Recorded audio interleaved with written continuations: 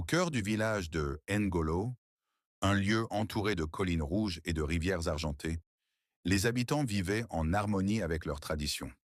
Chaque nuit de pleine lune, les anciens racontaient que la lune versait des larmes invisibles qui nourrissaient les champs et protégèrent les familles.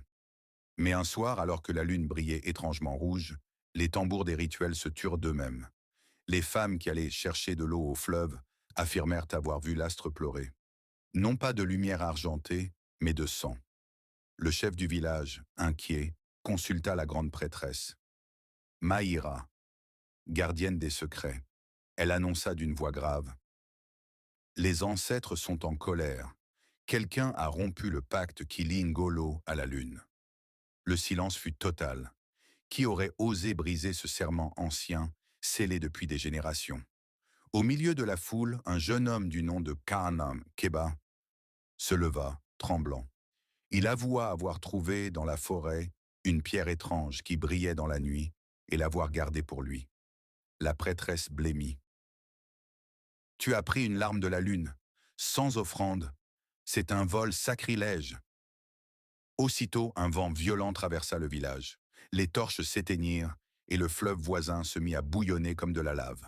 Les anciens tombèrent à genoux, suppliant la lune. Keba, rongé par la honte, supplia Maïra de l'aider. Elle posa sa main sur son front et déclara: Tu devras rendre ce que tu as volé, mais sache, la lune ne prend jamais sans donner en retour.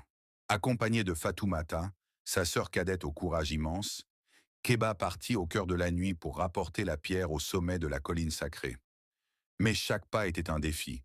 Les arbres semblaient en bouger, des voix murmuraient son nom, et l'ombre d'une créature aux yeux blancs le suivait. Arrivé au sommet, Keba leva la pierre vers la lune rouge. Elle s'illumina, projetant une lumière aveuglante. La créature jaillit de l'ombre. C'était l'esprit de la lune, immense et terrifiant, au visage mi-humain, mi-astre. Keba, les larmes aux yeux, tomba à genoux. Pardonne-moi, j'ai péché par curiosité, mais je rends ce qui t'appartient. Fatoumata, debout à ses côtés, chanta une ancienne berceuse que leur mère fredonnait autrefois. La voix pure fendit la nuit. L'esprit de la lune s'adoucit, ses yeux devinrent lumineux et tendres.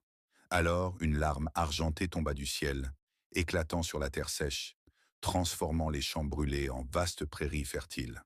Le village fut sauvé, mais Maïra avertit en silence.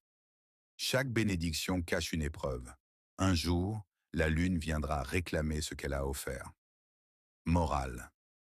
La curiosité et l'avidité peuvent détruire, mais le courage, la repentance et l'unité ouvrent la voie à la rédemption.